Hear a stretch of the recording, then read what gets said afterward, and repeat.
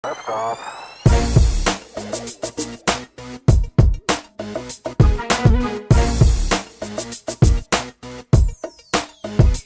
going on, guys? Time for a very, very special episode of The Hustle.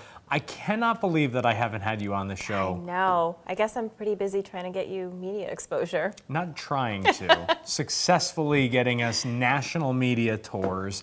For those of you who don't know her, I don't know what rock you've been hiding under. This is Alison. Alison is the president and CEO of Alison May Public Relations. I'm not going to sell your story. Tell them who you are while I drink bourbon. Well, I'm a former journalist, just like you. We worked in the same markets, just at different times, and was tired of standing out in the snow at 4 a.m. and knocking on people's doors, asking for the story. So decided to get out of the TV business as much as I loved it. But Keep telling them. Tell them more. Where are you going? Just tell them more. Keep going. Anyway, so got out of the TV business, worked for a marketing firm, and then I literally woke up one day and decided that I wanted to start my own business. Not your typical entrepreneur story, for sure. Never thought I would own my own business. Never crossed my mind. There are many benefits, obviously, of owning your own business, like being able to top off your bourbon in the middle of an interview with somebody. True. But Alison has sort of a neat approach from a public relations standpoint, which is that you're not a big fan of the let's put out some old school press releases and fax them. You storytell. Yeah, I actually don't like press releases at all.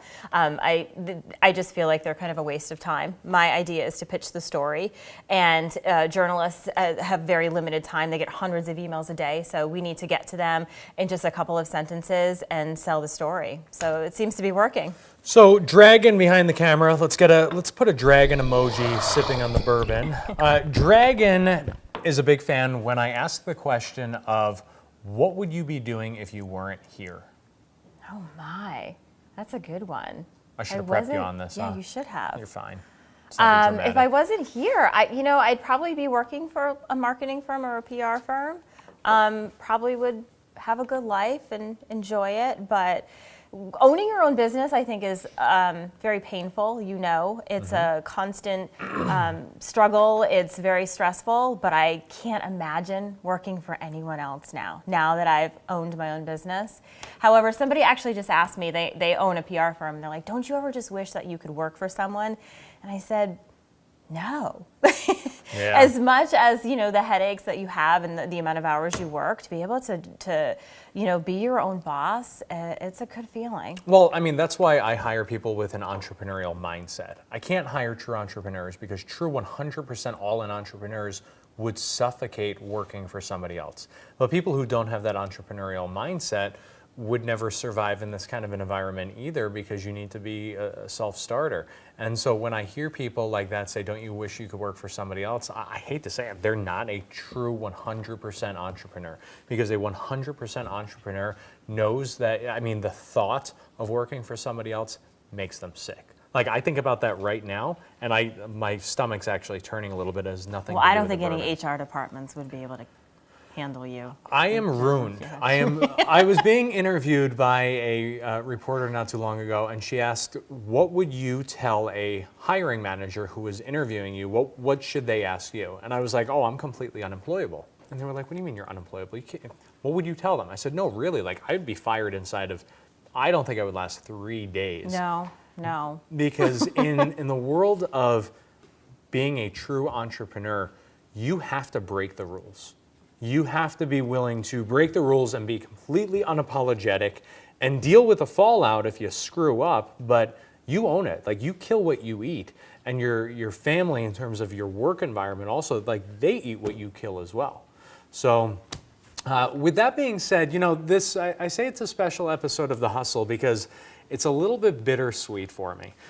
This is the last episode of The Hustle in its current format.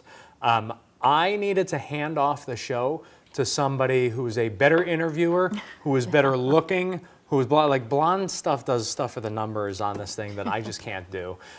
So I am handing over the show, The Hustle, to Alison. It's my baby. I'm handing it over with some bourbon. Thank I'm you. just kidding. I'm keeping the bourbon. No. So why don't we, I guess for your premiere episode, let's turn the tables. What do you want to know? What do I want to know? Anything. It's all fair game. Like, this is your one carte blanche. You could ask me any question in the world. What keeps you up at night? Shit. Not any question. I mean, like, narrow it down. I'm sure about 100 things keep you up at night. But what's like the number one thing that keeps you up at night? honestly, the number one thing that keeps me up at night right now is thinking about what the world is turning into, and I have kids.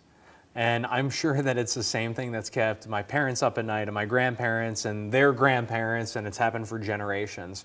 But I want to make sure that my kids are instilled with the values that my wife and I are instilling in them, which is to be a hustler, not to be a freaking snowflake, to work for everything that you have.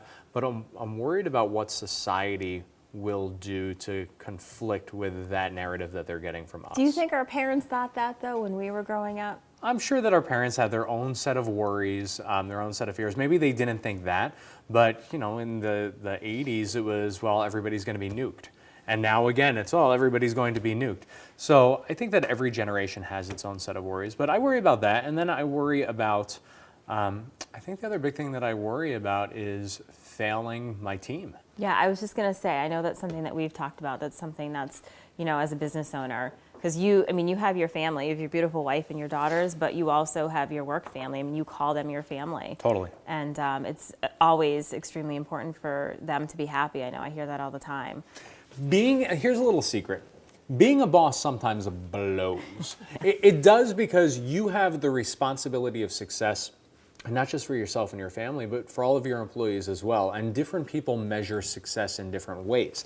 I don't just measure success from a fiscal standpoint. How profitable is the business? How much have we grown? How much have we scaled? I measure it from the satisfaction of my staff as well. Can they leave and check out at the end of the night and go home and spend time with their families? Are they happy? Do they want to be here? Do we have the kind of work environment, not just the amazing bar, but do we have the kind of an environment from a culture perspective where they're proud to say that they work for this agency? So that's always, I think, in the back of the mind of any entrepreneur, which is, am I truly providing in every way, shape, and form for my family and my extended family here? Well, I think you're doing a good job. Oh, I totally agree. I kick ass. I mean, we just, like our new sick policy, you could trade sick time for shooting time at the range. Like, it's about as cool as it gets. Yeah, I think we'll be seeing that in the media shortly. I hope so. Yeah. Well, you have work to do. So, guys, right. I am giving a final sign-off. God bless you, Allie. Everybody's sneezing. What is going on here? Apparently, we have asbestos in the building. So we know who to call. Maybe that culture this is a shameless plug for Fuss and O'Neill.